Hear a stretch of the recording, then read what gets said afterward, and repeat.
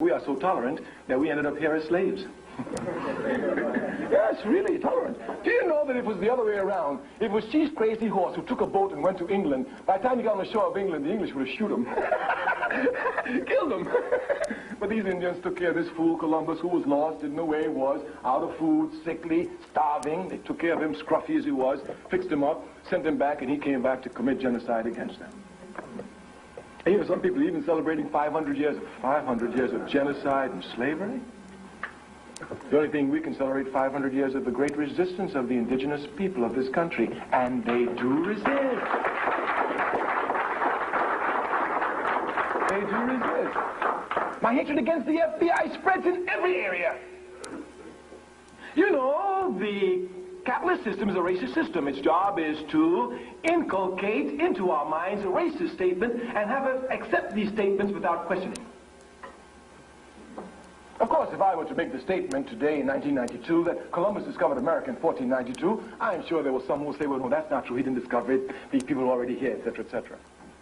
But by saying that, it has no effect upon the fact that they do accept the racist statement that Columbus discovered America in 1492. Let me give you a clear example. Of course, one of the greatest crimes an individual and certainly a people can commit is to be ungrateful. Because as a people, we must never be ungrateful. I am willing to bet you that in this room, even though we sit among college students at an institution of higher learning, there are very, very, very few of you, if any of you, that know anything about the United States of America before 1492, or even attempt to find out. Just once they tell you that Columbus discovered America in 1492, even if you say no, but you don't do research before 1492, you've already accepted it by fact and deed.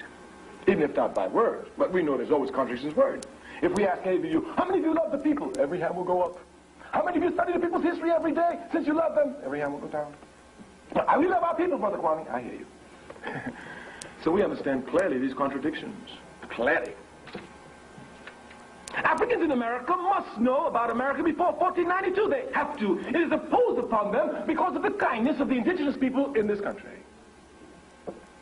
When we first came to this country as slaves, we could not escape anywhere because of our beautiful black skins. The only place we could find sanctuary in this country was among the indigenous people on land. You must not let capitalism give you your history. They cannot give it to you, neither facts nor correct interpretation. They will tell you about buffalo soldiers. Yes, they were, but that's a minority. If you look properly at the history here, you will see every time we went to the Indians, they took us in, protected us, and mutually respected us, intermarried with us on a completely basis of mutual respect. Some of us even became chiefs of their tribes. I give you only one example so that you can see precisely what I'm speaking of.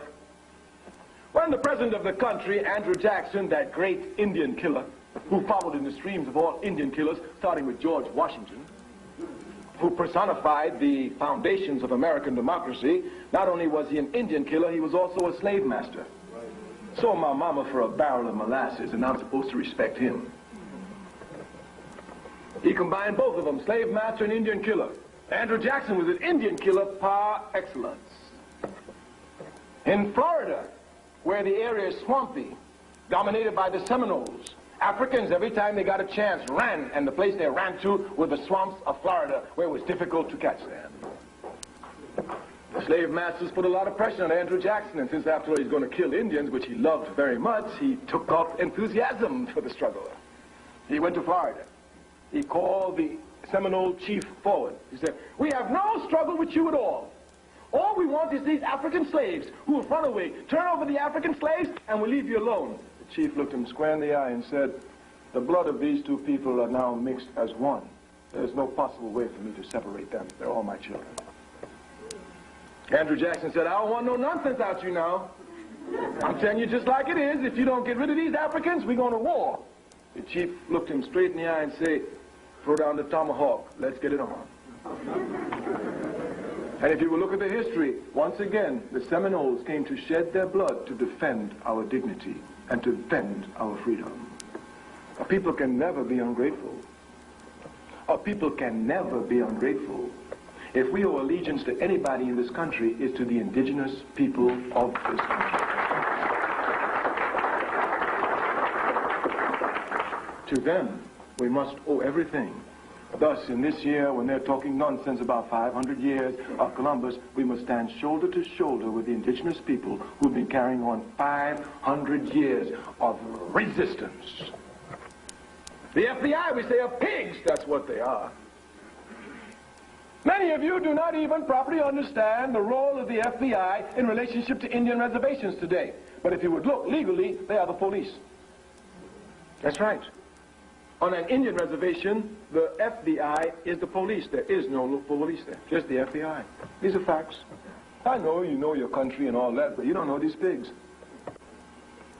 We say resistance has been occurring by the indigenous people of this country everywhere. Today, while we speak, some of their greatest warriors sit in jail. One of them, Ture. He's been sitting there for 17 years because the FBI invaded in a terroristic manner the Wounded Knee Reservation in 1976, shooting up everybody. They killed a man. The Indians defended themselves. 2 FBI agents were killed, and Ture is in jail.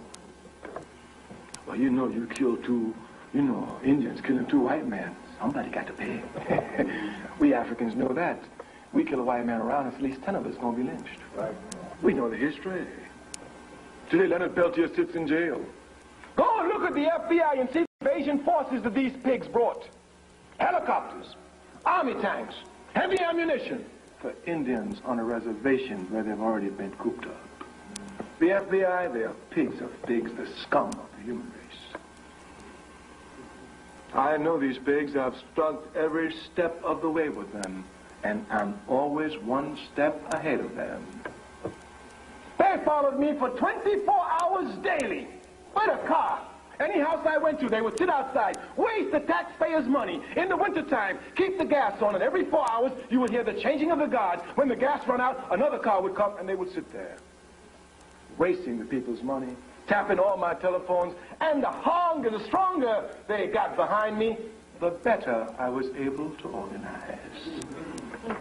I had been trained in SNCC. When I went to SNCC in a little town in the south there, wherever I went, the first thing the local sheriff would do would follow me everywhere. So I got training from the local pigs for the big pigs. Everything has its positive aspect to it, and you must properly understand it.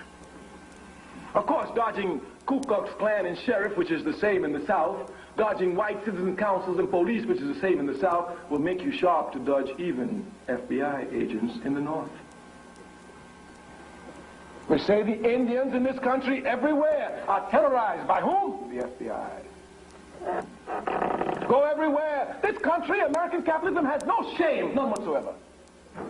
They came and took the Indians, take them off of fertile ground, put them on infertile land, thinking that they would be dependent upon America for food. And after having made them independent, they come to find out today that this infertile land is minerally rich. And now they come to put them off of that land too. And in the forefront of it always is the FBI. Let it then be clear, as a conscious human being, as a conscious African, never being ungrateful to anyone who's helped my people, I must stand shoulder to shoulder with the indigenous people.